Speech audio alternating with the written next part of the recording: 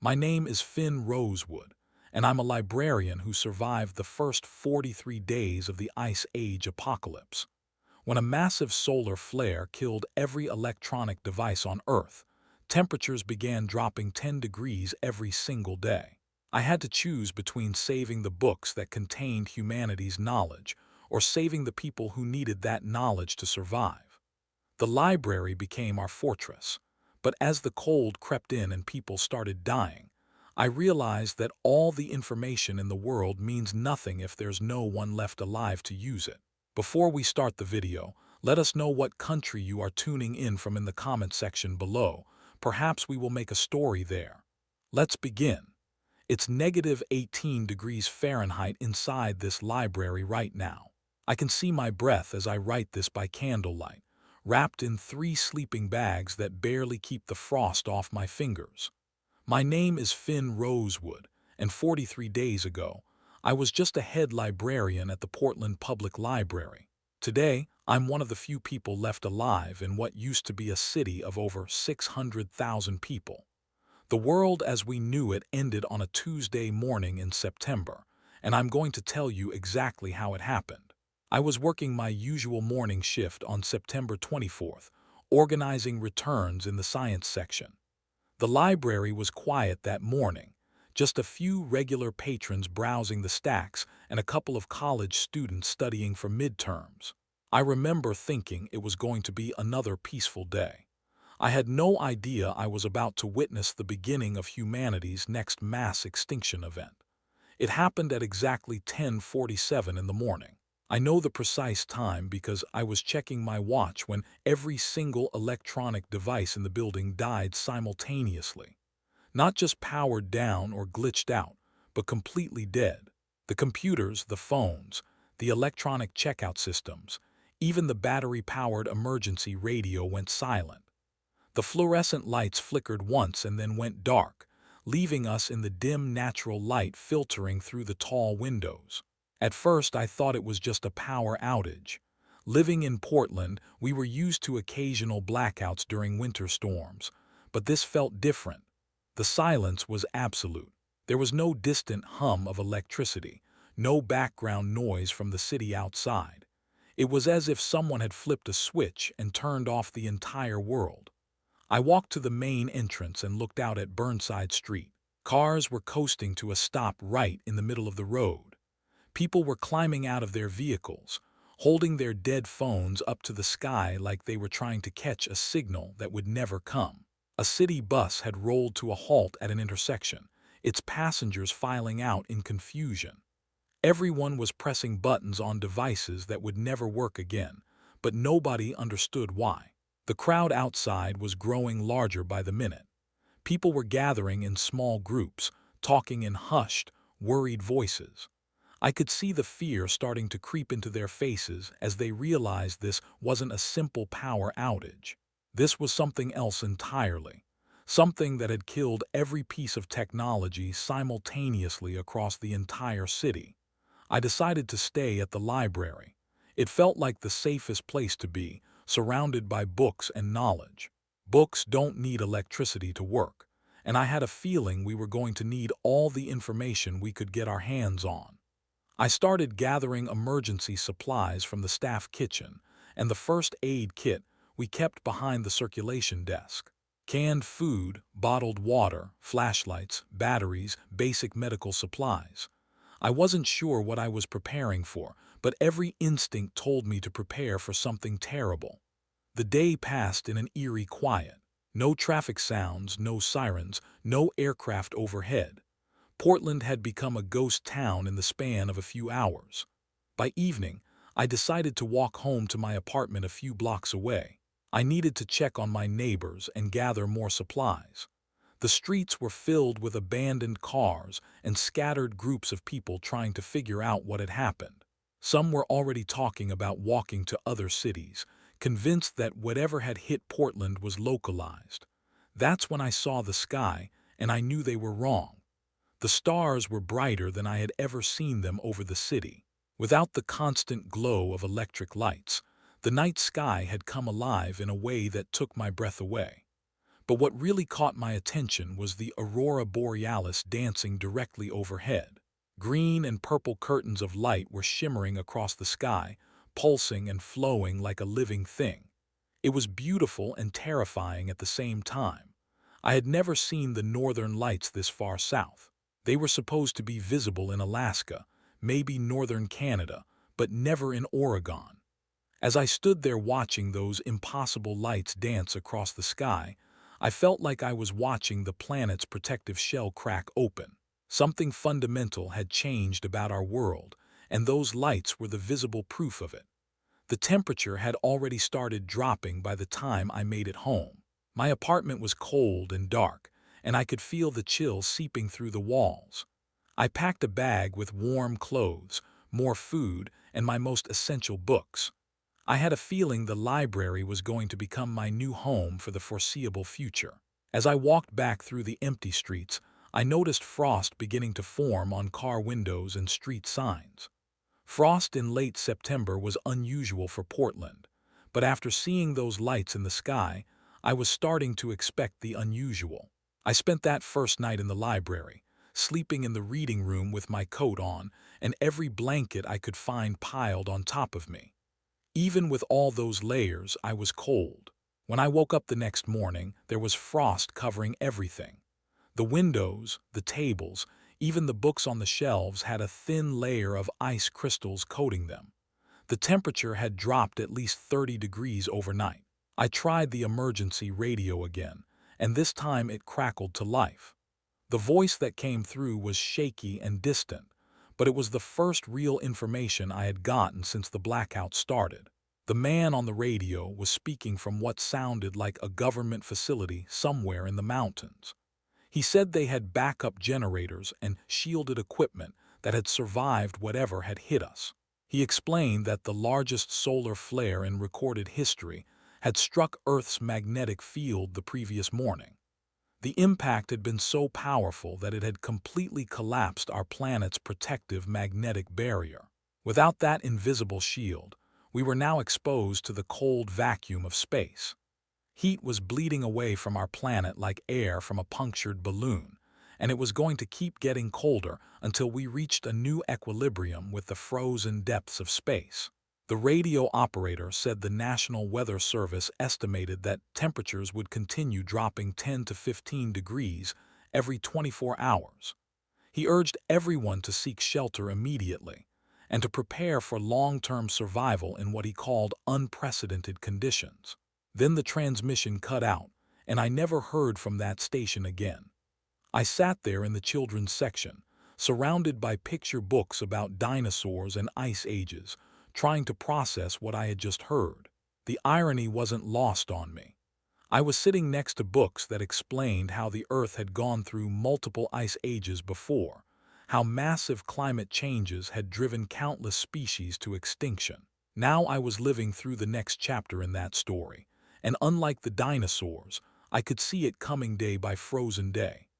I started gathering every book I could find about survival, emergency medicine, and historical accounts of extreme weather events. I pulled volumes on hypothermia treatment, food preservation, and shelter construction. I found books about how past civilizations had survived disasters, how communities had organized during crises, and what resources were most critical for long-term survival. If knowledge was going to be our weapon against this catastrophe, I wanted to be armed with the best information available. That's when the first survivors started arriving. On the third day, as I was organizing my growing collection of survival manuals, I heard voices outside the main entrance. An elderly couple was standing on the steps, looking lost and frightened. The man was supporting the woman, who seemed to be having trouble walking. They were both bundled in multiple layers of clothing, but I could see they were shivering violently. I opened the door and invited them inside. Their names were Eleanor and Frank Morrison, and they had been living in a senior apartment complex about 6 blocks away. When their building lost power and heat, they had remembered that the library had large windows for natural light and thick walls for insulation. They were hoping it might be warmer than their freezing apartment. Frank was a retired postal worker who had spent 30 years walking the streets of Portland. He knew the city better than almost anyone, and he had valuable information about which buildings might offer the best shelter. Alina had been a school nurse before retiring, and she had basic medical training that could prove invaluable. They were both in their 70s, but they were tough and practical people who had lived through hard times before. We set up camp in the main reading room, using tables and chairs to create windbreaks and privacy screens. The library had a small staff kitchen with a gas stove that still worked, so we could heat water and prepare simple meals. We had enough canned food from the staff supplies to last maybe a week if we were careful, but we all knew we would need to find more resources soon. On the fifth day, a young mother arrived with her 4-year-old daughter. Maria Santos was a single mom who had been working as a hotel housekeeper downtown when the blackout hit. She had walked nearly 3 miles through the freezing streets, carrying her daughter Sophia the entire way. Both of them were exhausted and suffering from mild hypothermia, but they were alive. Maria spoke fluent Spanish and had family in Mexico she was desperately trying to reach. She had been hoping to find a working radio or some way to communicate with the outside world. When I told her about the government transmission I had heard, she broke down crying. She had been holding on to hope that this was a temporary disaster, that help was coming, that she could somehow get her daughter somewhere safe and warm. Sophia was a bright, curious child who reminded me why we were fighting so hard to survive. She would ask questions about the books, about why it was so cold, about when the lights would come back on. I found myself reading to her from the children's section, trying to keep her mind off the cold and the fear. She loved the stories about brave children who overcame impossible odds, and I hoped those stories would give her strength for what was coming. The library had a seed library in the basement, something I had helped establish 2 years earlier as part of a community sustainability program. We had hundreds of varieties of vegetable and herb seeds stored in small packets, organized by growing season and climate requirements. At the time, it had seemed like a nice way to help local gardeners. Now, those seeds might represent the difference between long-term survival and starvation. I knew from my research that fresh food was going to become impossible to find once the supply chains collapsed completely. The seeds in our collection were specifically chosen for the Pacific Northwest climate, and some of them might be able to grow in cold conditions if we could create the right environment. The knowledge of how to preserve and plant those seeds could be crucial for any long-term survival strategy. On the 7th day, a college student named Jake arrived at our door. He was a sophomore at Portland State University, studying environmental science. He had been living in a dorm when the blackout hit, and he had spent the last week trying to organize the other students and find a way to contact their families. When their building became too cold to inhabit, he had remembered that the library had emergency supplies and might be a good place to find information about what was happening. Jake was young and strong, but he was also scared and homesick. His family lived in California, and he had no way of knowing if they were safe or if the disaster had affected other parts of the country. He brought valuable knowledge about plant biology and sustainable agriculture, skills that complemented the seed library perfectly. He also brought news about other survivor groups that were forming around the city. According to Jake, there were people holed up in the big box stores, trying to survive on the merchandise and food supplies. Some groups had taken over apartment buildings with good insulation and were sharing resources. Others were already talking about leaving the city entirely, trying to reach warmer climates or areas that might have escaped the worst of the disaster. By the 8th day, our little community had grown to 6 people. We had Frank and Alina providing local knowledge and medical skills, Maria offering translation abilities and fierce determination to protect her daughter, Sophia bringing hope and reminding us what we were fighting for, Jake contributing scientific knowledge and physical strength, and me serving as the information coordinator and keeper of the books. The temperature outside had dropped to nearly 20 degrees below zero, and it was getting harder to keep the library warm even with our improvised heating system. We were burning books for fuel, starting with the old paperbacks and damaged volumes, but even that felt like a terrible betrayal of everything I had spent my career protecting. We had established a routine that helped us stay organized and focused. Each morning, we would check the emergency radio for any new transmissions. We would inventory our food and fuel supplies, plan our meals for the day, and assign tasks to each member of our group. Frank would report on any activities he had observed outside.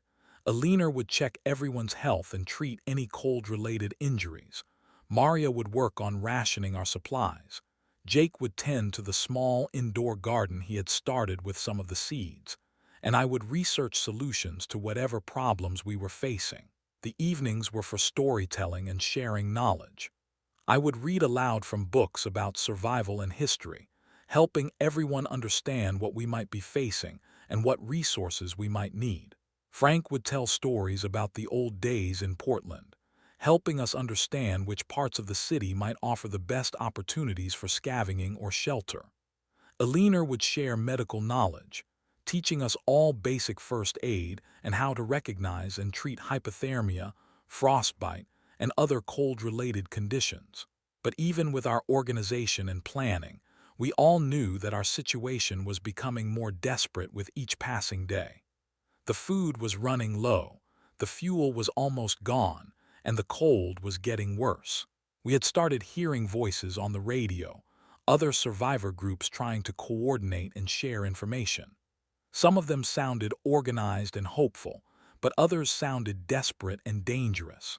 On the 8th night, as I was updating my journal by candlelight, I heard something that made my blood freeze. There were voices outside the library, and they didn't sound friendly.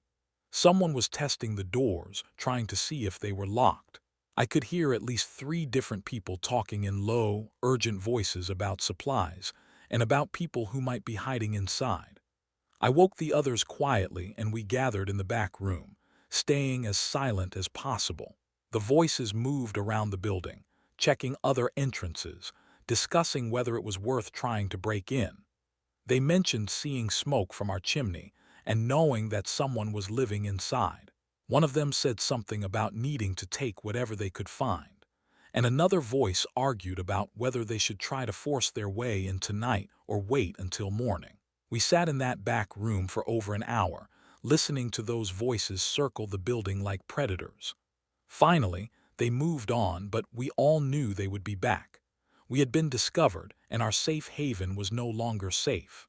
The world outside was becoming more dangerous as desperate people ran out of resources and started looking for others to take from.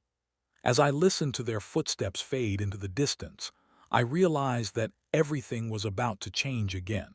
We couldn't stay in the library much longer, and we couldn't stay isolated from the other survivors in the city. We were going to have to venture out into that dangerous world, and we were going to have to find a way to work with other groups or risk being overwhelmed by them. I looked around at our little community, at the faces of the people who had become my family over the past week. Alina was holding Sophia close, trying to keep the little girl calm. Frank was already planning our next moves, thinking about places we might be able to go for better security. Maria was checking our supplies, making sure we had everything we would need if we had to leave quickly. Jake was studying the seed packets, trying to figure out which varieties we absolutely had to take with us. These people were depending on me to help them survive, to use my knowledge and resources to keep them alive in a world that was becoming more hostile every day. The books around us contained centuries of human knowledge about survival, about building communities, about overcoming disasters. But all of that knowledge would be useless if we couldn't find a way to work with other people and build something larger than our small group. The sounds of those voices outside had reminded me that we weren't the only ones trying to survive. There were other groups out there, some friendly and some dangerous, and we were going to have to learn to navigate that complex social landscape if we wanted to make it through the coming weeks and months. The voices came back the next morning, and this time they weren't trying to be quiet about it.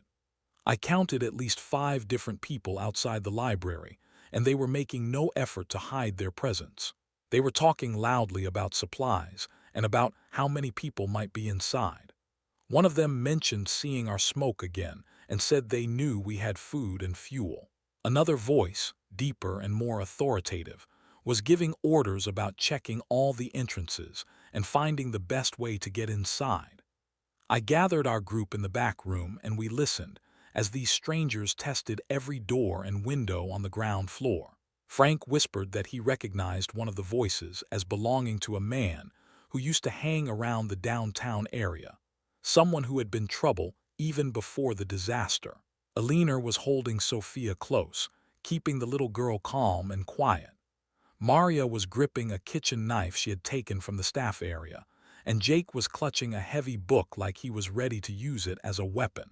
After about 20 minutes, the voices moved away from our building, but we could still hear them in the distance. They were checking other buildings on the block, looking for survivors and supplies. It was clear that this wasn't just a random group of desperate people. They were organized, they were systematic, and they were planning to take whatever they could find from whoever was too weak to stop them. That's when I made a decision that would change everything for our little community. We couldn't stay isolated anymore. We needed to find other survivors who were willing to work together instead of preying on each other. I had been hearing voices on the radio, people trying to coordinate and share information. Some of them sounded like they were building real communities, places where people were pooling resources and knowledge instead of fighting over scraps. Around noon on the 9th day, we got our first real visitors. A family of 3 approached the library openly, calling out to let us know they were friendly. Tom Rodriguez was a mechanic who had been working at an auto shop downtown when the blackout hit. His wife Lisa was a registered nurse who had been on duty at a clinic when everything went dark. Their teenage son Mark was a high school senior who had been in class when the disaster began. Tom had practical knowledge about vehicles and machinery that could be incredibly valuable in our new world. Even though cars wouldn't start, he understood how mechanical systems worked and could help us jury-rig heating systems and other equipment. Lisa's medical training was even more valuable than Alina's basic first aid knowledge. She had experience treating serious injuries and illnesses, and she understood how to manage medical supplies and medications. Mark was 17 years old, strong and healthy, but he was also dealing with the psychological trauma of watching his world collapse. He had been planning to graduate and go to college, maybe become an engineer like his father wanted. Now he was facing the possibility that formal education might not exist anymore, that the future he had been planning for might never come. When I opened the door to let them in, Lisa immediately went to work checking everyone's health. She was concerned about the early signs of malnutrition she was seeing in all of us, and she was worried about the respiratory problems that were starting to develop from breathing cold air constantly. She had managed to salvage some medical supplies from the clinic where she worked, including antibiotics and pain medications that could save lives if anyone developed serious cold-related injuries. Tom brought news about the mechanical systems throughout the city. He had been walking through different neighborhoods, checking on buildings and vehicles, trying to understand what was still functional and what had been permanently damaged. Most cars were completely dead, but some of the older vehicles with minimal electronic systems might be repairable.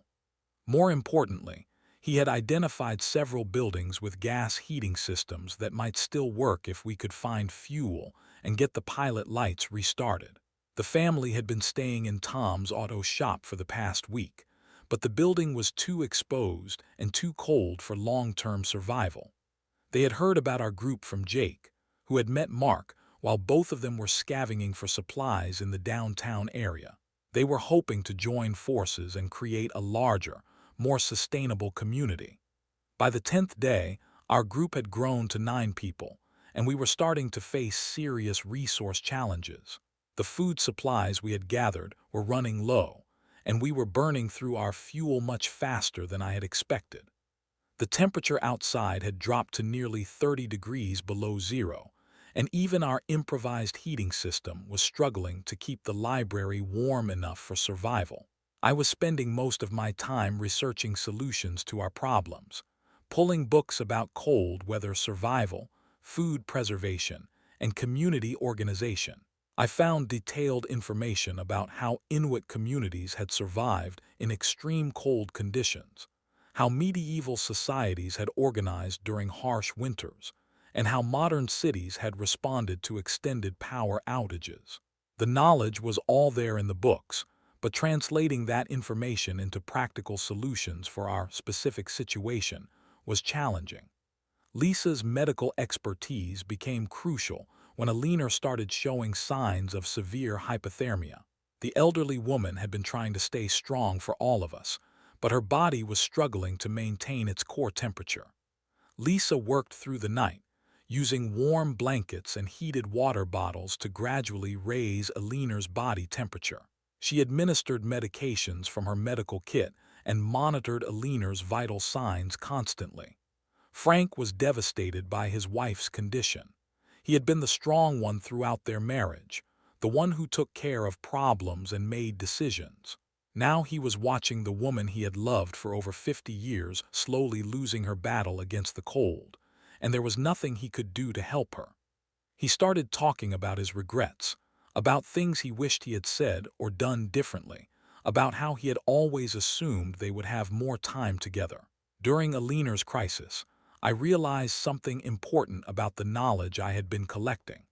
All of the survival information in the world was useless if we didn't have people with the skills and experience to implement it. Lisa's medical training was saving Alina's life, but it was also teaching the rest of us how to recognize and treat hypothermia. Tom's mechanical knowledge was helping us improve our heating system, but it was also showing us how to maintain and repair the equipment we depended on. Jake's environmental science background was proving valuable in unexpected ways. He understood how plants responded to extreme cold conditions, and he was working with the seeds from our library collection to identify varieties that might be able to grow in our new climate. He was also helping us understand how the changed atmospheric conditions might affect local weather patterns, and how we might need to adapt our survival strategies accordingly. The radio transmissions were becoming more frequent and more organized. We were hearing from survivor groups in other parts of the city, and some of them were starting to coordinate supply runs and information sharing. There was a group holed up in a large department store that had established a trading post where people could exchange goods and services. Another group had taken over a school building and was trying to create a more permanent community with shared resources and organized leadership. But we were also hearing more disturbing transmissions. Some groups were reporting attacks by armed raiders who were taking supplies by force. Others were describing conflicts over territory and resources, situations where desperate people were turning violent to protect what little they had. The social fabric of the city was breaking down as quickly as the infrastructure, and it was becoming clear that cooperation was going to be essential for long-term survival. On the 12th day, we made contact with a group that would change our entire perspective on what was possible. A woman named Dr. Sarah Chen came on the radio speaking in perfect English, but I could hear her switching to Mandarin Chinese when she talked to other members of her group. She was a professor of agricultural sciences at Portland State University, and she had gathered a group of students and faculty who were working on long-term food production solutions. Dr. Chen's group had taken over the university's greenhouse facilities and were experimenting with growing food in controlled environments. They had access to advanced seed varieties, fertilizers, and growing equipment that could potentially feed much larger populations than anything we could manage with our small indoor garden. But they needed people with practical skills and local knowledge to help them expand their operations. When I mentioned our seed library collection during our radio conversation, Dr. Chen became extremely interested. She explained that genetic diversity was going to be crucial for long-term food security, and that many of the commercial seed varieties might not be adapted to our new climate conditions. The heirloom varieties we had collected might be more resilient and better suited for survival in extreme conditions. This conversation made me realize that the knowledge I had been collecting wasn't just about keeping our small group alive. It was about preserving and sharing information that could help rebuild civilization after the immediate crisis passed. The books in our library contained centuries of human knowledge about agriculture, medicine, engineering, and social organization. That knowledge could be the foundation for whatever new society emerged from this disaster. Lisa was teaching basic medical skills to everyone in our group, showing us how to treat injuries and illnesses that might occur when professional medical care wasn't available. She was also working on creating a comprehensive medical manual that combined her clinical experience with information from the medical textbooks I had collected. This manual could be copied and shared with other survivor groups, potentially saving countless lives. Tom was documenting everything he learned about maintaining mechanical systems without electricity. He was creating detailed diagrams and instructions for building heating systems, water purification equipment, and other essential machinery, using materials that were likely to be available in our post-disaster world. His knowledge combined with information from engineering textbooks could help communities rebuild basic infrastructure. Mark was working with Jake to create a comprehensive guide to growing food in cold conditions. They were combining theoretical knowledge from agricultural textbooks with practical experience from their experiments with our seed collection. They were testing different varieties, trying different growing techniques, and documenting what worked and what didn't. Even Sophia was contributing to our knowledge preservation efforts. She was learning to read using the children's books in our collection, and she was helping us identify which books contained the most important information for young people who might need to learn essential skills quickly. Her questions about the stories and pictures were helping us understand which knowledge was most accessible and which might need to be simplified for future generations. On the 14th day, we received a radio transmission that changed everything. A group of survivors had established contact with a government facility that had survived the disaster. The facility was located in the mountains about 200 miles east of Portland, and they were trying to coordinate rescue and relief efforts for survivor communities throughout the region. The transmission explained that the government was working on plans to establish supply drops and communication networks for organized survivor groups. They were prioritizing communities that had medical personnel, technical experts, and large populations that were working together effectively. They were also looking for people with specific skills and knowledge that would be essential for rebuilding efforts. When I heard this transmission, I realized that our little community had exactly the kind of diverse skills and knowledge that these government coordinators were looking for. We had medical expertise, technical knowledge, agricultural experience, and a comprehensive library of survival information. We also had something that many other groups lacked.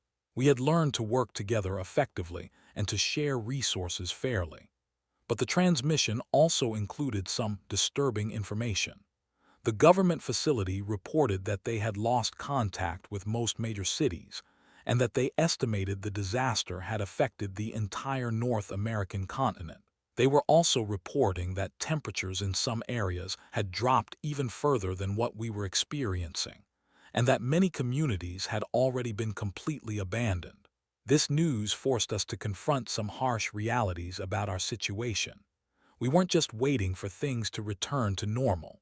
We were living through a permanent change to our world, and we needed to start planning for long-term survival and reconstruction rather than just short-term emergency response. Frank had been growing weaker since Aliner's medical crisis. He was spending more time sleeping and less time participating in our daily activities. Lisa was monitoring his condition closely, and she was concerned that he was developing complications from prolonged exposure to cold conditions. His local knowledge of Portland was invaluable, but he was also representing our connection to the world that had existed before the disaster. On the 15th day, we lost Frank during the night. He died peacefully in his sleep, probably from heart failure related to the stress and cold. Eleanor was heartbroken, but also relieved that his suffering was over. She told us that Frank had been worried about being a burden on the group, and that he had made her promise to stay strong and keep contributing to our survival efforts. Frank's death was a devastating loss for our community, but it was also a wake-up call about the realities of our situation. We were all at risk, and we needed to start making decisions about our long-term survival rather than just trying to get through each day.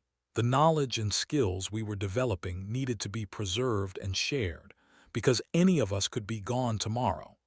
I spent that night writing down everything Frank had taught us about the city of Portland. His knowledge of which buildings were most likely to have useful supplies, which neighborhoods had the best access to water and fuel, which routes were safest for travel, and which areas were most likely to be controlled by dangerous groups. This information could be crucial for our survival and for helping other groups navigate the city safely. Eleanor surprised all of us with her resilience after Frank's death. Instead of being overwhelmed by grief, she channeled her energy into helping the group survive and thrive. She started working more closely with Lisa on medical training, sharing her experience from decades of nursing and her knowledge of how to care for sick and injured people with limited resources. The radio transmissions were becoming more sophisticated and better organized. We were hearing from survivor groups that had established regular communication schedules and were sharing information about resources, threats, and opportunities. Some groups were specializing in specific skills like medical care, food production, or security, and they were trading services with other communities. But we were also hearing more reports of violence and conflict. Some groups were reporting attacks by organized raiders who were systematically looting communities and taking people prisoner. Others were describing territorial disputes over resources like fuel depots, medical facilities, and food storage areas. The cooperative spirit that had emerged in the immediate aftermath of the disaster was being challenged by desperation and fear. On the night of the 15th day, we heard voices outside the library again.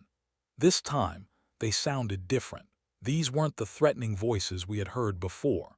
These people were calling out, asking if anyone was inside, explaining that they were looking for help and offering to share information and resources.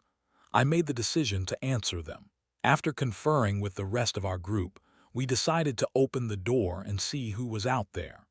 What we found were 6 people from different parts of the city who had been traveling together, looking for a safe place to stay and people to work with. They had been following radio transmissions and had heard about our group from Dr. Chen's university survivors. This encounter would mark the beginning of a new phase in our survival story. We were no longer just a small group trying to stay alive in an isolated building. We were becoming part of a larger network of survivors who were working together to rebuild some kind of civilization from the ruins of the old world. The knowledge we had been collecting and the skills we had been developing were about to be tested on a much larger scale.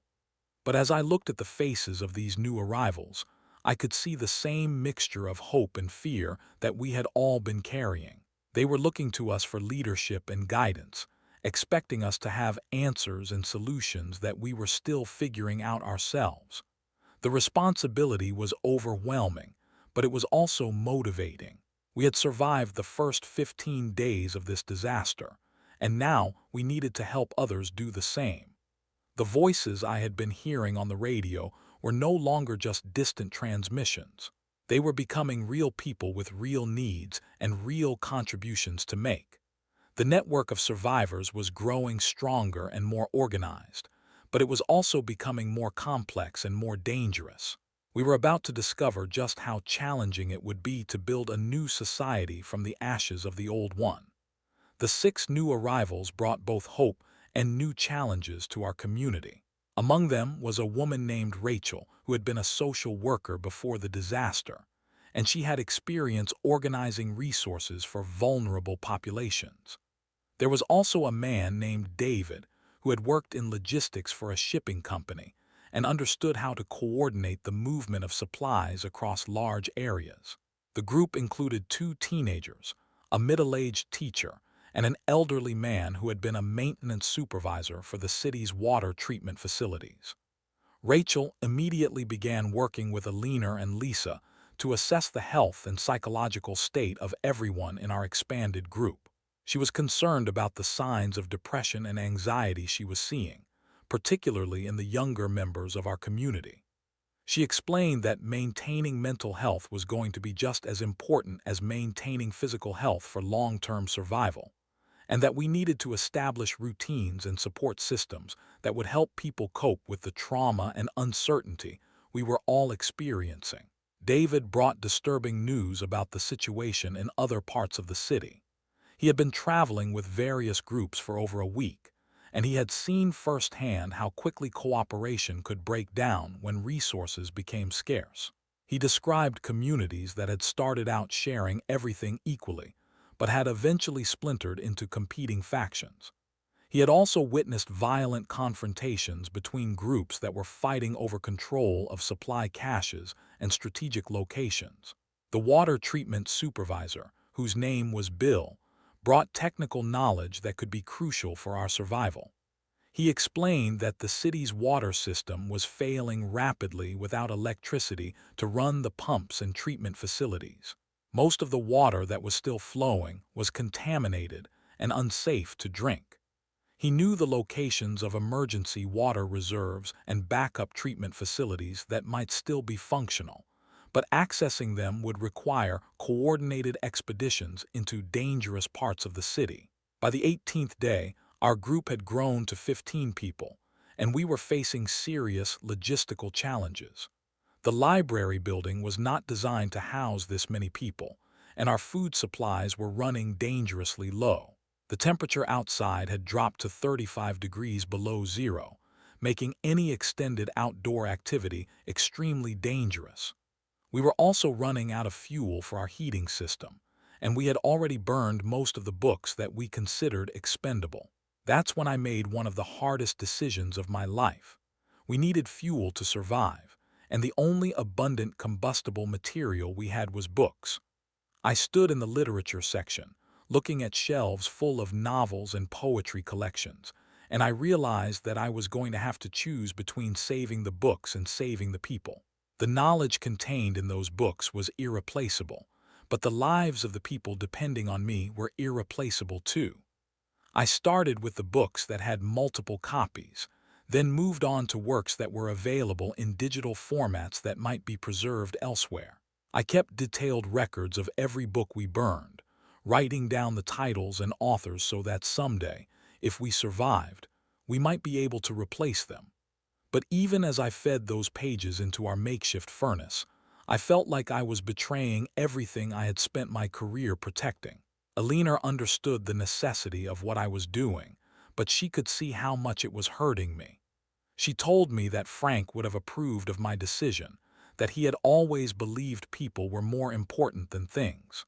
She reminded me that knowledge only has value if there are people alive to use it, and that keeping our group alive was the most important contribution I could make to preserving human knowledge and civilization.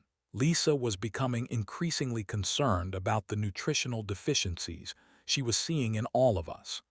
We had been surviving primarily on canned foods and preserved items that were low in fresh vitamins and minerals. She was seeing early signs of scurvy in some of the group members, and she was worried about more serious health problems if we couldn't find sources of fresh food soon. She started working with Jake and Mark to identify which of our seeds might be able to grow in indoor conditions with minimal light and warmth. The radio transmissions were becoming more complex and more urgent. Dr. Chen's university group was reporting that they had made contact with survivor communities as far away as Seattle and Vancouver. They were also receiving transmissions from government facilities that were trying to coordinate relief efforts across the entire Pacific Northwest region. But they were also reporting increased activity from organized raider groups that were attacking settlements and stealing supplies. On the 19th day, we received a transmission that changed our entire understanding of the disaster we were facing. A scientist from a weather monitoring station in the mountains reported that the temperature drop was not going to continue indefinitely. According to their calculations, the heat loss from the planet was beginning to stabilize, and they expected temperatures to level off at around 40 degrees below normal within the next 2 weeks. This news was both encouraging and terrifying. It meant that the world wasn't going to freeze completely, and that some form of life would be able to continue. But it also meant that we were going to be living in a permanently altered climate that would require completely different survival strategies. The growing seasons would be shorter and colder, the energy requirements for heating would be enormous, and the infrastructure that had supported our previous civilization would be largely useless. The scientist also reported that they were seeing evidence of climate zones shifting dramatically. Areas that had been temperate were now experiencing Arctic conditions, while some traditionally cold regions were actually becoming more habitable. This information suggested that large-scale population movements might be necessary, and that the communities that survived would need to be mobile and adaptable.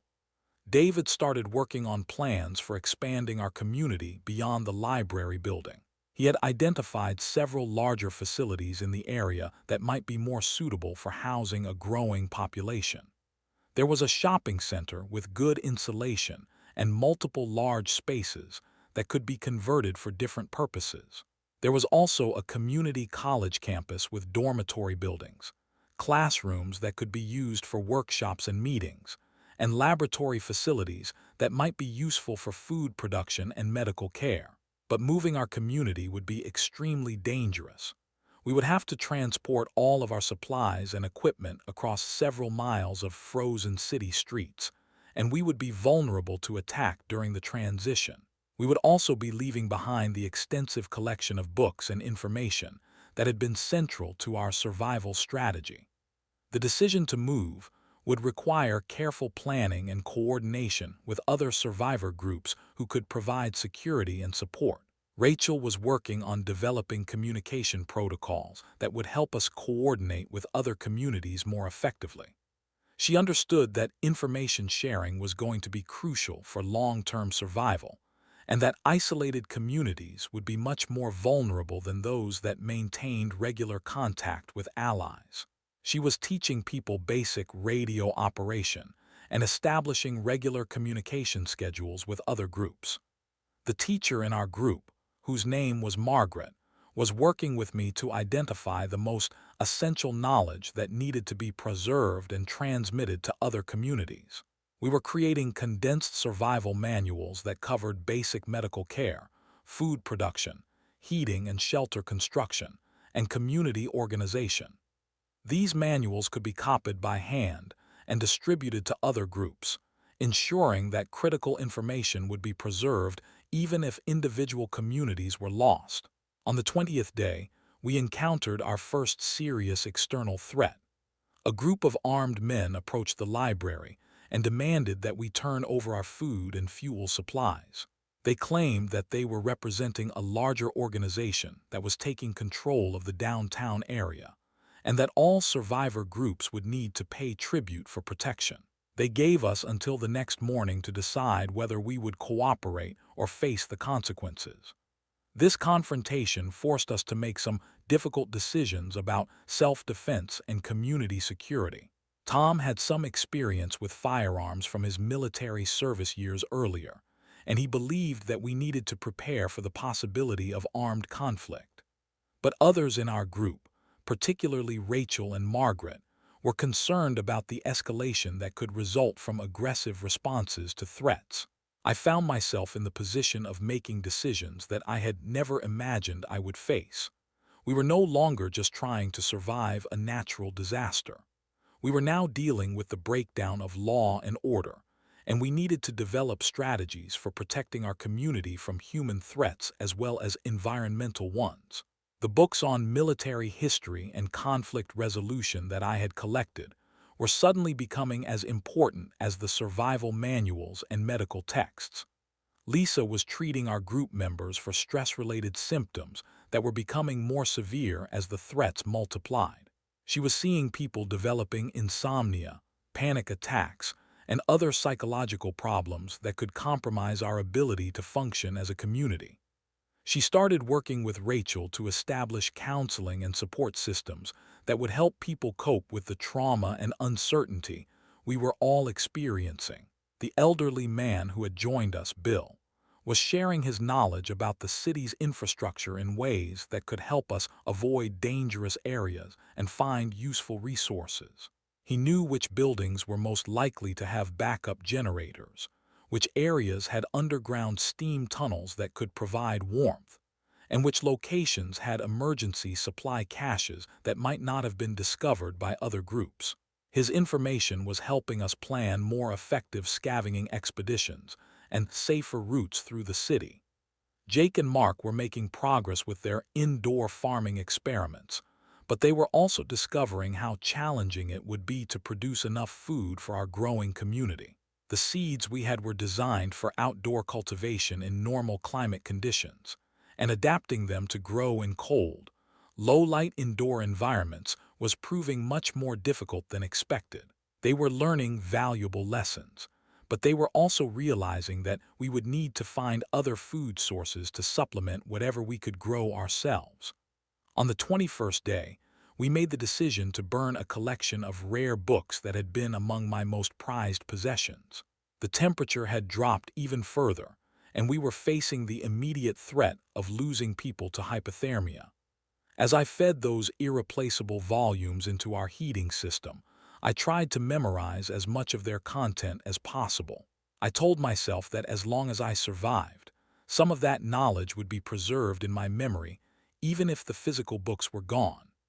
Eleanor was helping me cope with the emotional impact of destroying the books by reminding me of stories about librarians during World War II who had hidden important books from destruction and had worked to preserve knowledge under impossible conditions.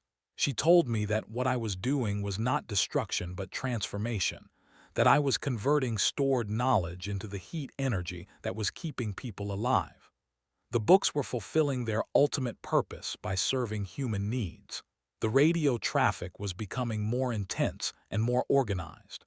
We were hearing about the formation of larger alliances between survivor communities, groups that were pooling resources and coordinating defense against raider attacks. Some of these alliances were based on geographic proximity, while others were organized around shared skills or resources. Dr. Chen's university group was emerging as a major coordinator for communities throughout the Portland area. But we were also hearing about communities that had been overrun or destroyed by raiders. Some groups had been forced to abandon their settlements and join other communities as refugees. Others had simply disappeared from the radio networks, their fate unknown. The social landscape was becoming increasingly complex and dangerous, with shifting alliances and constant threats that required careful navigation. David was working on plans for establishing trade relationships with other communities that had complementary resources and skills. Our group had valuable knowledge and some medical supplies, but we needed access to food, fuel, and security that other communities might be able to provide. He was identifying potential trading partners and developing proposals for mutually beneficial exchanges. On the 22nd day, we received a radio transmission from a community that had established contact with survivors in other countries. They reported that the disaster had affected the entire northern hemisphere, and that governments and relief organizations around the world were struggling to respond to the unprecedented scope of the crisis. Some countries were reporting complete breakdowns of central authority, while others were implementing martial law and emergency resource allocation systems. This international perspective helped us understand that we were not going to be rescued by outside forces. The disaster was too large and too widespread for any existing government or organization to address effectively. Whatever civilization emerged from this crisis would have to be built from the ground up by survivor communities like ours.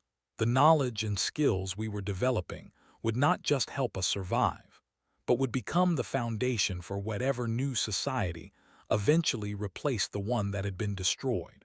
Margaret was working with the teenagers in our group to establish educational programs that would help young people develop the skills they would need in our new world. Traditional academic subjects like literature and history were still important, but they needed to be combined with practical skills like farming, construction, medical care, and community organization. She was creating a curriculum that would prepare the next generation to rebuild and improve upon what we were creating. The threats from the armed group that had confronted us were escalating. They had returned twice more, each time with more people and more aggressive demands. They were clearly testing our resolve and looking for signs of weakness that they could exploit. Tom was working with some of the other adults to develop defensive strategies, but we all knew that our small group would not be able to resist a determined attack by a larger, better-armed force. On the 24th day, Alina made a decision that would haunt me for the rest of my life. She had been growing weaker since Frank's death, and she was having increasing difficulty contributing to our survival efforts. She was also consuming resources that could be used to keep younger, stronger people alive. She announced that she was going to leave our group and try to reach a government facility that was rumored to be accepting elderly refugees. We all knew that Alina's plan was essentially a suicide mission. She would not be able to survive the journey in the extreme cold, and even if she somehow reached the facility, there was no guarantee that it actually existed or that they would accept her.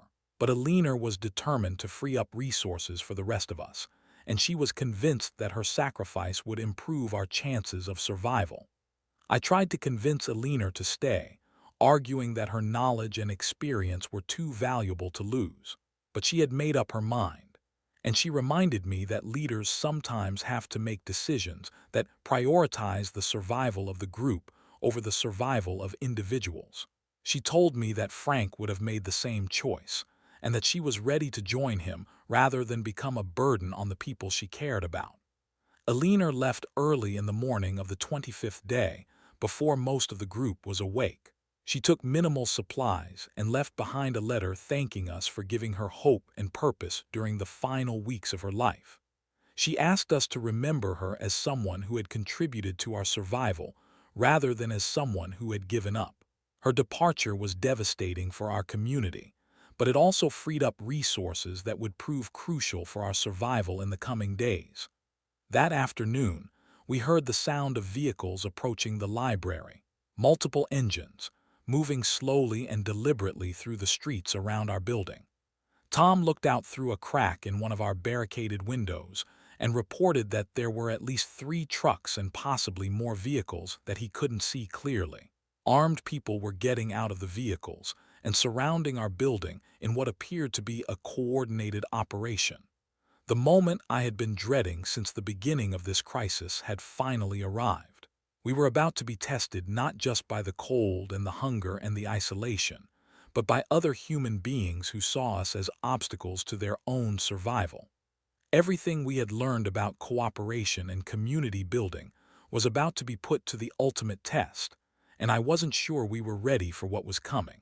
The leader of the armed group was a man named Victor Martinez, a former security supervisor who had worked at one of the downtown office buildings before the disaster. He approached our front entrance with 3 other armed men, while the rest of his people maintained positions around the building.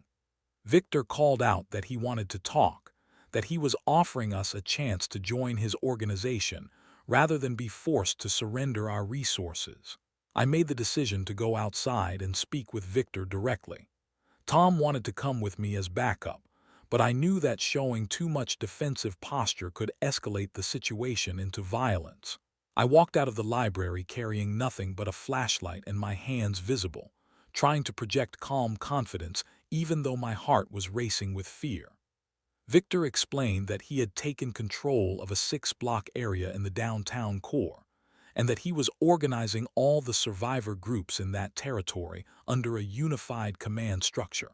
He claimed that his system was more efficient than the loose alliances and trading relationships that other communities were trying to establish. Under his leadership, resources would be allocated based on practical needs, rather than sentimental attachments to democratic ideals that no longer applied in our harsh new reality. The deal Victor offered was simple. Our group would relocate to his territory and contribute our knowledge and skills to his community. In exchange, we would receive protection, regular food rations, and access to the medical supplies and heating fuel that his organization had secured.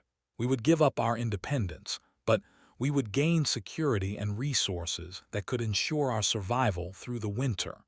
Victor also made it clear what would happen if we refused his offer. His organization had the numbers and weapons to take what they wanted by force, but he preferred to recruit useful people rather than simply rob them. He gave us until the next morning to make our decision, but he also positioned guards around our building to ensure that we couldn't escape or call for help from other communities. When I returned to the library and explained Victor's ultimatum to our group, the response was immediate and intense. Some people, particularly those who had joined us most recently, were inclined to accept Victor's offer. They argued that we were struggling to survive on our own, and that joining a larger, more organized community might be our best chance for long-term survival. They pointed out that we were running out of food and fuel, and that we had no effective defense against armed raiders. But others, particularly Rachel and Margaret, were deeply opposed to joining Victor's organization. They had recognized the authoritarian undertones in his presentation, and they were concerned about what would happen to the democratic decision-making processes we had established in our community. They argued that giving up our independence would mean abandoning the values and principles that made our survival worthwhile. Lisa was primarily concerned about the medical implications of our decision. She had been monitoring the health of everyone in our group, and she knew that several people were developing serious cold-related injuries that required immediate treatment. Victor's organization might have better medical supplies and facilities, but she was worried about what would happen to the most vulnerable members of our community under his more pragmatic approach to resource allocation. Tom was torn between his protective instincts and his democratic principles.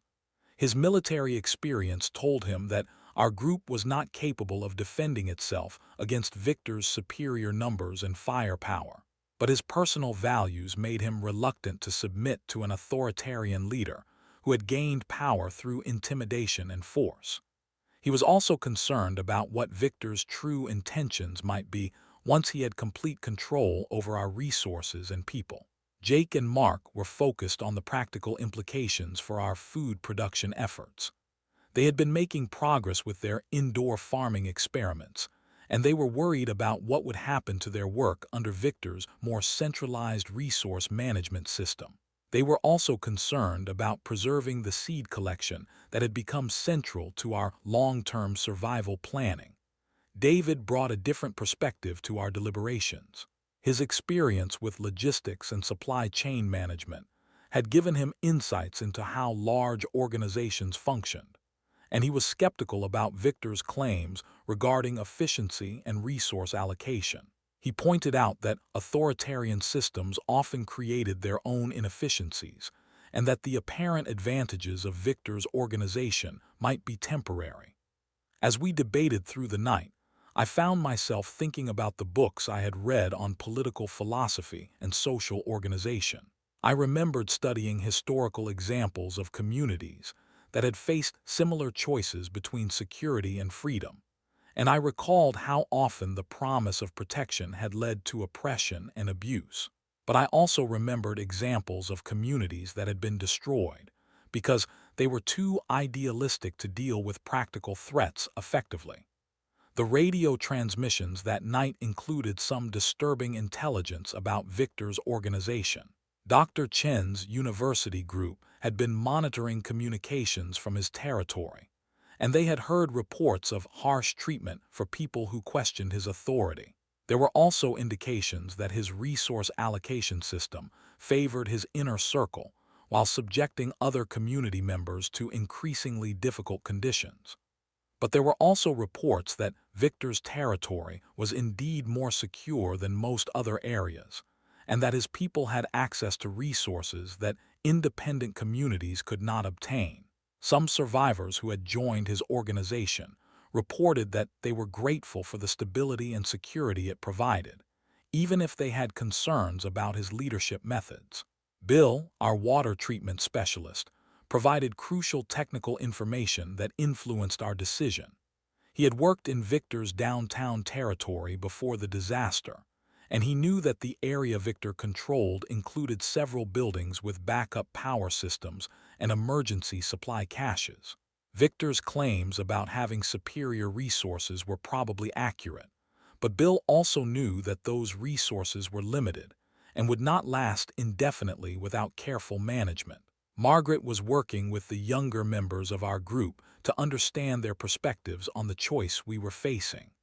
The teenagers were more adaptable and less attached to abstract principles than the adults, but they were also more vulnerable to exploitation and abuse.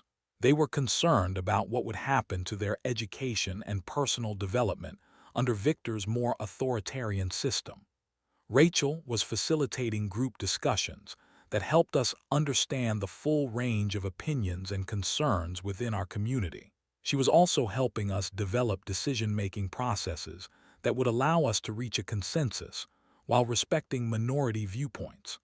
Her social work experience had taught her how to help groups navigate difficult choices without fracturing relationships or abandoning shared values.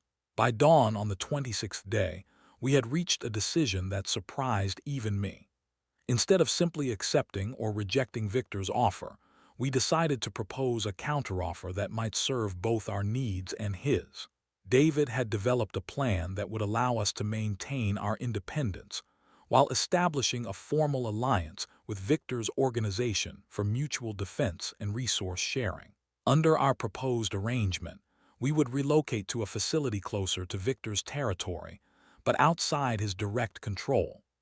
We would contribute our knowledge and skills to joint projects with his organization, and we would coordinate our defense and communication systems with his security network.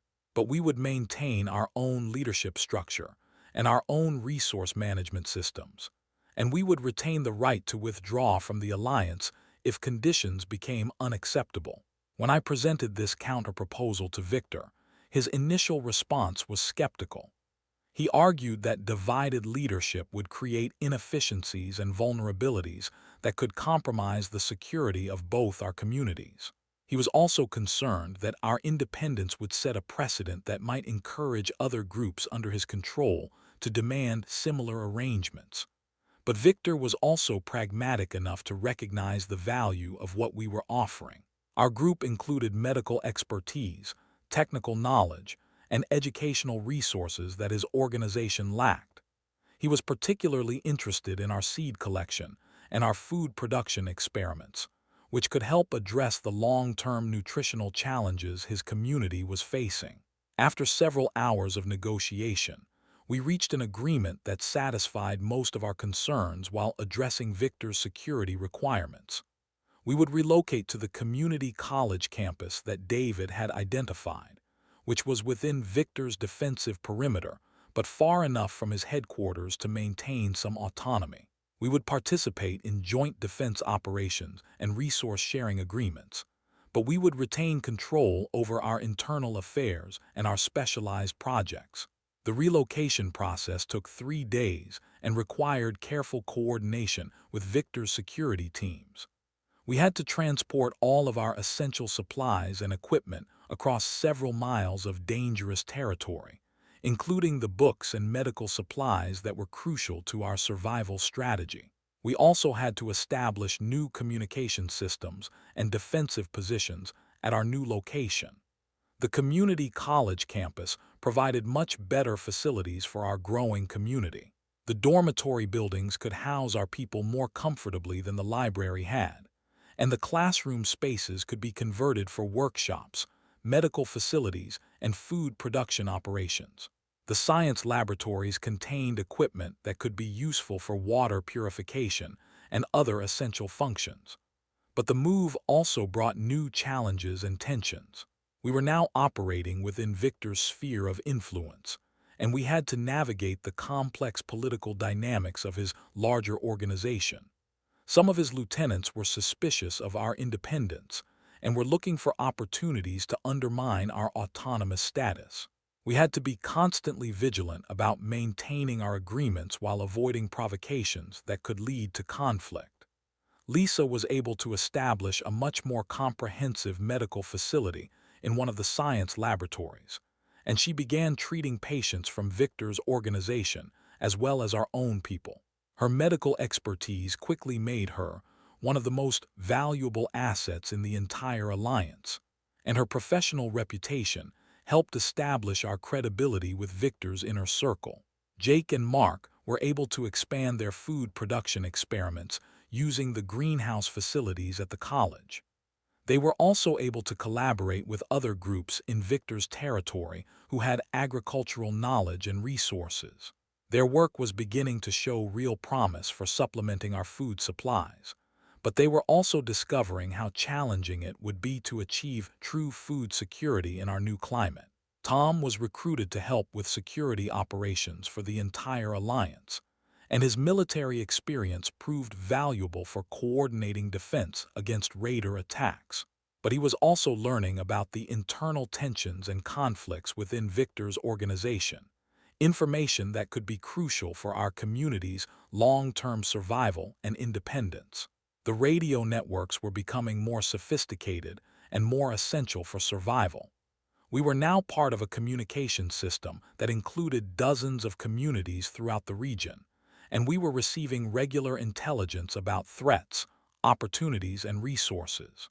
But we were also learning about the larger political dynamics that were emerging as different alliances competed for territory and influence. Dr. Chen's university group had become the coordinator for a loose confederation of independent communities that were committed to democratic decision-making and resource sharing. Victor's organization represented a more centralized, hierarchical approach to post-disaster governance. Other groups were experimenting with different models, and it was becoming clear that the survivors of this crisis would eventually have to choose between competing visions of how society should be organized. On the 30th day, we received intelligence that changed our understanding of the regional situation completely. A large government convoy was approaching the Portland area from the east, and they were establishing temporary facilities to coordinate relief operations and assess the viability of different survivor communities.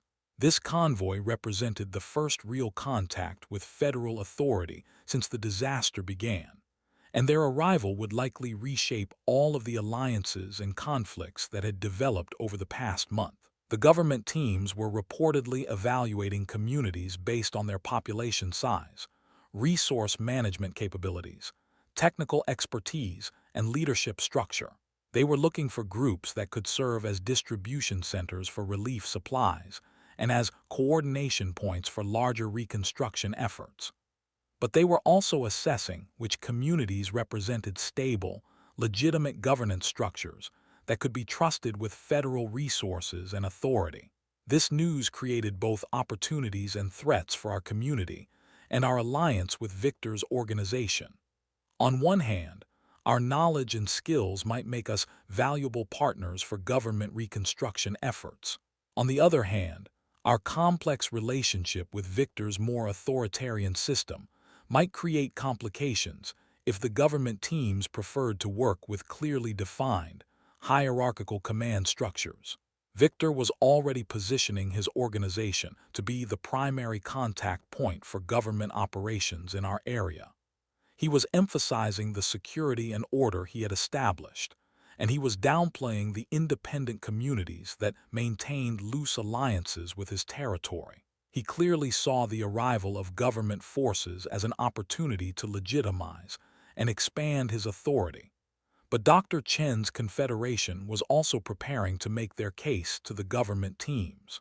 They were emphasizing their democratic governance structures, their scientific expertise, and their successful cooperation between independent communities. They were arguing that their model was more sustainable and more consistent with American values than Victor's authoritarian approach. Our community found itself in a unique position between these competing approaches.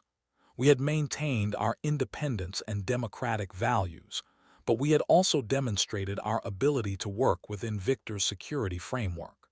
We had valuable technical knowledge and successful survival strategies, but we were also small enough to be overlooked in the larger political maneuvering that was beginning to develop. As I sat in my new quarters on the 35th night, updating my journal by the light of an oil lamp we had improvised from college laboratory equipment, I realized that we were approaching another crucial decision point. The arrival of government forces would create new opportunities and new dangers, and we would need to navigate them carefully to preserve both our survival and our values. The knowledge I had been collecting and preserving was about to be tested in ways I had never anticipated. It wasn't just about surviving the cold and the hunger and the raiders anymore. It was about preserving human civilization itself, and about helping to determine what kind of society would emerge from this catastrophe. The books I had saved and the lessons we had learned were going to play a role in shaping the future of humanity, and that responsibility was both inspiring and terrifying. The sounds of vehicles in the distance suggested that the government convoy was closer than we had expected, and that our encounter with federal authority might happen sooner than anyone had planned. Tomorrow would bring new challenges and new opportunities, and we would need to be ready to prove that our approach to survival and governance deserved to be part of whatever new world was being born from the ashes of the old one. The government convoy arrived on the morning of the 36th day, but it wasn't what any of us had expected. Instead of the large military operation we had imagined, it was a small team of federal emergency coordinators traveling in two modified vehicles with limited supplies and equipment. They had been making their way across the country for weeks, documenting survivor communities and assessing the scope of the disaster, but they had no immediate relief supplies or rescue capabilities. The team was led by a woman named Colonel Sarah Mitchell, a career military officer who had been working in emergency management before the disaster. She was accompanied by a civilian administrator, a communications specialist, and a medical officer. They had been tasked with establishing contact with organized survivor groups and creating a network for coordinating whatever federal response might be possible in the coming months. Colonel Mitchell's first meetings were with Victor and Dr. Chen, the two leaders who represented the largest survivor coalitions in the Portland area. She was evaluating their organizational capabilities, their resource management systems, and their potential to serve as coordination points for federal assistance. But she was also assessing the political dynamics between different groups and trying to understand which leadership structures were most likely to maintain stability over time. Victor presented his organization as a proven model of effective crisis management, emphasizing the security and order he had established in his territory. He argued that centralized leadership was essential for efficient resource allocation and coordinated response to threats. He also claimed that his approach was more realistic and practical than the idealistic democratic experiments that other groups were attempting. Dr. Chen presented her confederation as a more sustainable and legitimate form of post-disaster governance, emphasizing their scientific expertise and their successful cooperation between independent communities. She argued that democratic decision-making and voluntary cooperation were more consistent with American values and more likely to maintain public support over the long term. Our community found itself in a crucial position during these evaluations. Colonel Mitchell was particularly interested in our knowledge preservation efforts and our success in maintaining both independence and cooperation with other groups. She recognized that the books and information we had collected could be valuable for reconstruction efforts, and that our approach to community organization might offer lessons for other survivor groups. The colonel spent an entire day interviewing members of our community, learning about our survival strategies and our resource management systems. She was impressed by Lisa's medical capabilities and the comprehensive health records she had maintained. She was interested in Jake and Mark's food production experiments and their systematic approach to agricultural research. She was also fascinated by the educational programs that Margaret had established and the knowledge preservation work that I had been coordinating. But Colonel Mitchell also delivered some sobering news about the larger situation we were facing. The disaster had affected the entire Northern Hemisphere, and federal resources were stretched beyond their limits. Most major cities had been abandoned, and the government was focusing its limited capabilities on supporting survivor communities that demonstrated the greatest potential for long-term viability. Federal assistance would be available, but it would be conditional on meeting strict requirements for organization, resource management, and cooperation with other communities. The colonel explained that the government was developing a network of regional coordination centers that would serve as hubs for distributing supplies and information to smaller communities. These centers would be established in locations that had adequate infrastructure, sufficient population, and demonstrated leadership capabilities. Communities that wanted to participate in this network would need to meet specific standards for governance, resource sharing, and mutual defense. The selection criteria for these coordination centers included population size, technical expertise, medical capabilities, food production capacity, and political stability. Our community scored well in most of these areas, but our small size and our complex relationship with Victor's organization created complications. The colonel suggested that we might be more successful if we could demonstrate our ability to work independently while maintaining cooperative relationships with other groups. This feedback catalyzed a series of intense discussions within our community about our long-term goals and strategies. Some members argued that we should seek full independence from Victor's organization and apply to become a coordination center ourselves. Others believed that our alliance with Victor provided essential security and resources that we couldn't afford to lose. Still, others suggested that we should focus on joining Dr. Chen's confederation while maintaining our specialized role as knowledge preservers and technical experts. Rachel was facilitating these discussions while also working with Colonel Mitchell's team to understand the federal requirements for community governance and organization. She was learning about the administrative systems and documentation that would be required for participation in the federal network, and she was helping our community develop the necessary procedures and records. Tom was consulting with the colonel's security specialist about defense requirements and threat assessments.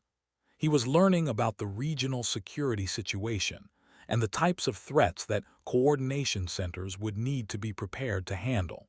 He was also gathering intelligence about the activities of raider groups and the defensive capabilities of other survivor communities. David was working with the civilian administrator to understand the logistics and supply chain requirements for serving as a coordination center. He was learning about the transportation networks and communication systems that would be necessary for distributing federal assistance to smaller communities. He was also assessing our community's capability to manage these complex operations. Lisa was collaborating with the medical officer to document our health care capabilities and to understand the medical support that would be available through the federal network. She was also learning about the public health challenges that were emerging in other survivor communities and the preventive measures that would be necessary to avoid disease outbreaks. On the 38th day, we received radio transmissions that changed our understanding of the regional situation completely. Temperature monitoring stations were reporting that the planetary heat loss had stabilized and that average temperatures were beginning to level off at approximately 40 degrees below pre-disaster norms. This meant that the immediate crisis of continuously dropping temperatures was over, but it also meant that we were now living in a permanently altered climate that would require long-term adaptation. The weather patterns were also stabilizing into predictable regional variations. Some areas were experiencing Arctic conditions that made human habitation extremely difficult, while other regions were developing more moderate climates that could support larger populations. These climate zones were creating natural boundaries for survivor communities and were influencing the development of trade relationships and political alliances. Colonel Mitchell explained that the federal government was developing long-term reconstruction plans based on these new climate realities. Resources would be concentrated in areas that could support sustainable communities, while regions that were too cold or too dangerous would be gradually abandoned. Population relocation programs would help survivors move to more viable areas, but these programs would require significant coordination and cooperation between different communities. Our community's location was in a marginal climate zone that could support human habitation, but would require careful resource management and efficient cooperation with other groups.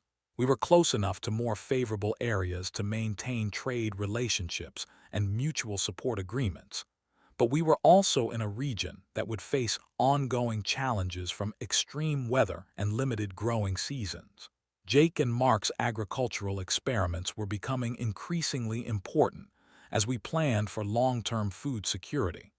They had successfully adapted several seed varieties to grow in cold, low-light conditions, and they were developing cultivation techniques that could be shared with other communities.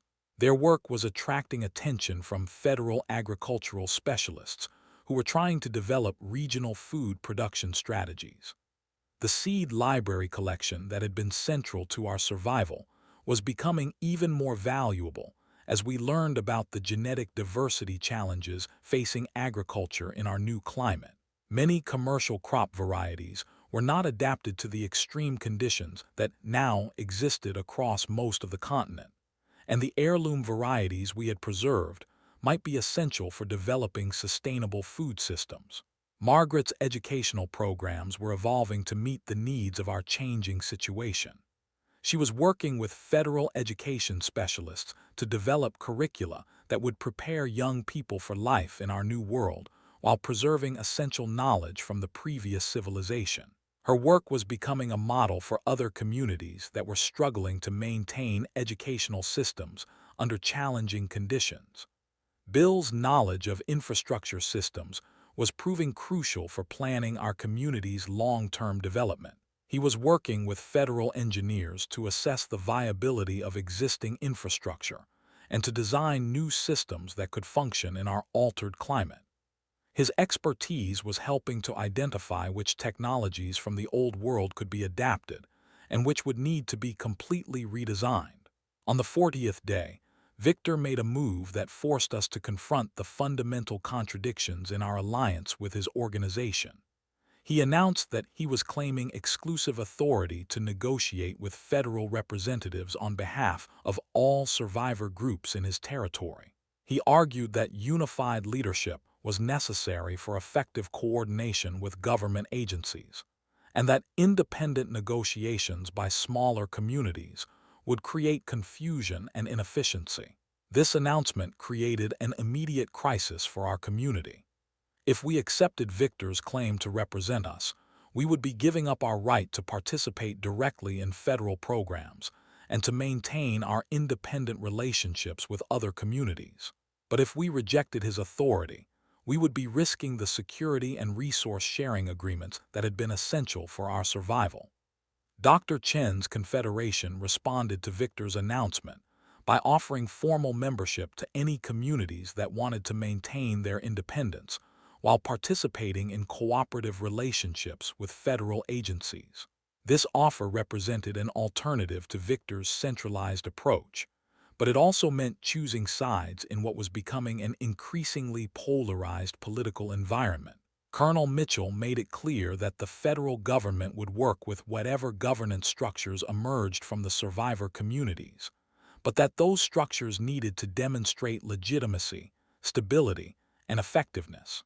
She emphasized that federal resources would be allocated based on results rather than ideology, and that communities would be evaluated on their ability to serve regional reconstruction goals.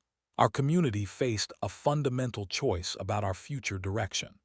We could remain allied with Victor and accept his authority in exchange for security and resources.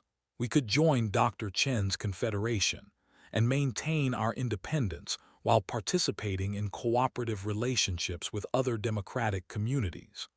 Or we could attempt to chart an independent course that might maximize our autonomy, but could also leave us isolated and vulnerable. After 3 days of intense discussions and careful evaluation of our options, we made a decision that reflected both our values and our practical needs. We would withdraw from our formal alliance with Victor's organization, while maintaining cooperative relationships for mutual defense and resource sharing. We would join Dr. Chen's confederation as an independent member community, while specializing in knowledge preservation and technical support for other groups. This decision was not without risks. Victor was not pleased with our withdrawal from his organization, and he made it clear that we could no longer count on his protection if we came under attack from raiders or other threats. But he also recognized the value of maintaining cooperative relationships with our community, and he agreed to continue trading arrangements and communication protocols. Dr. Chen welcomed our community into her confederation and immediately began working with us to develop specialized roles that would maximize our contributions to regional reconstruction efforts. Our knowledge preservation work would be expanded to serve multiple communities, and our technical expertise would be made available for Confederation-wide projects. Colonel Mitchell approved our new organizational arrangement and designated our community as a specialized technical support center within the Federal Coordination Network. This designation would provide us with access to federal resources and communication systems, while allowing us to maintain our independence and our focus on knowledge preservation and education. Lisa was appointed as the medical coordinator for our region, responsible for maintaining health care standards and coordinating medical resources between different communities. Her expertise and her proven track record made her an obvious choice for this role, and her appointment strengthened our community's position within the broader network. Tom was recruited to serve as a security liaison between different communities in our region, helping to coordinate defensive operations and intelligence sharing. His military experience and his understanding of the local political dynamics made him valuable for maintaining peace and cooperation between groups that might otherwise come into conflict.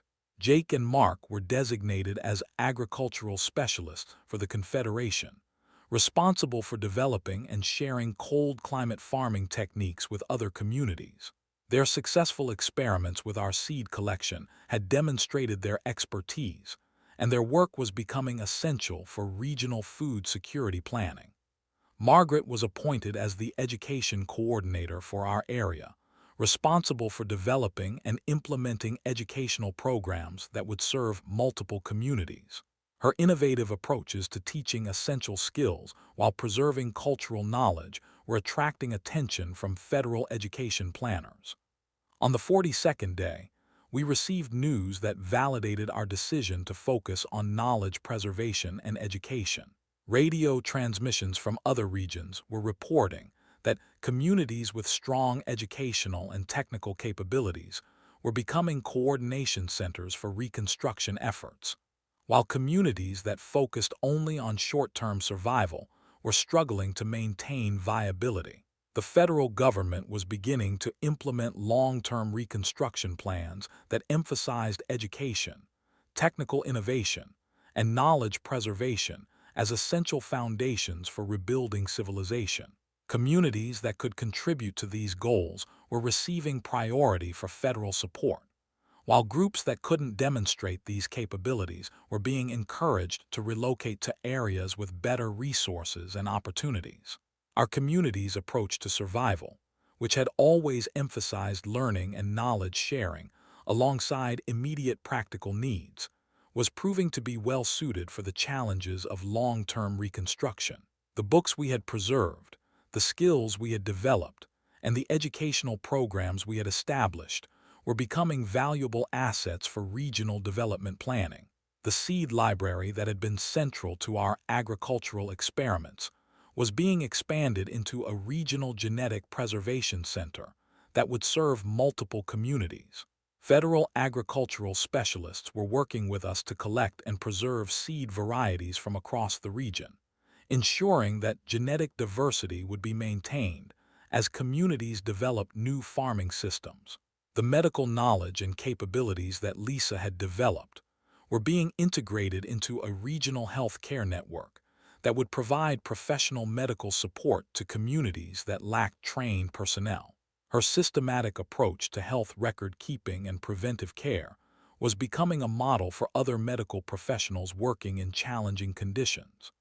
As I sit here writing on the 43rd day since the disaster began, I can see that our community has not only survived the immediate crisis, but has positioned itself to play a crucial role in whatever civilization emerges from this catastrophe. The knowledge we preserved, the skills we developed, and the relationships we built have become the foundation for a new kind of community that balances independence with cooperation, practical survival with cultural preservation. The world outside is still cold and dangerous, but it's no longer the world of desperate scarcity and constant threat that we faced in those first weeks. Communities are stabilizing, trade relationships are developing, and governance structures are emerging that can address both immediate needs and long-term planning. The Federal Coordination Network is providing resources and support that make larger projects possible, while the Confederation structure allows communities to maintain their independence and democratic values. The radio networks that once carried desperate pleas for help now carry regular transmissions about agricultural experiments, educational programs, medical advances, and technological innovations. The survivor communities are becoming the seeds of a new civilization that might be better adapted to our changed world than the one that was destroyed by the disaster. Sophia, the little girl who arrived at our library as a frightened refugee, is now learning to read using books that teach both traditional literacy and practical survival skills. She represents the future of our community and our world, and her education will prepare her to build on what we have created while adapting to challenges we haven't yet imagined. The books that I burned to keep us warm in those desperate early days were not destroyed, but transformed. They became the heat that kept us alive long enough to preserve and share the knowledge they contained. The information they held lives on in our memories, our teaching, and our community practices. Knowledge has proven to be more durable than paper, and wisdom more valuable than any physical resource. Tomorrow, I will begin working with federal education specialists to establish a regional library and knowledge center that will serve multiple communities across our area. The collection will include both salvaged books from the old world and new materials that document the innovations and discoveries we have made during this crisis. It will be a bridge between the civilization we lost and the one we are building. The northern lights still dance across our sky some nights, reminding us of the solar storm that changed our world forever. But they no longer seem like harbingers of destruction. They have become symbols of resilience and adaptation, proof that even cosmic catastrophes can be survived with knowledge, cooperation, and determination. The temperature outside tonight is 42 degrees below zero, but our buildings are warm and our community is secure. We have learned to live in this new world, and we have discovered that human civilization is more adaptable and more resilient than any of us imagined. The future will bring new challenges, but we now have the knowledge, the skills, and the communities to face them with confidence. The story of these 43 days is not ending tonight. It is becoming the foundation for whatever comes next, a testament to the power of knowledge and cooperation to overcome even the most devastating challenges. We have proven that human civilization can survive and rebuild, and that the values of learning, sharing, and community can endure even when everything else changes.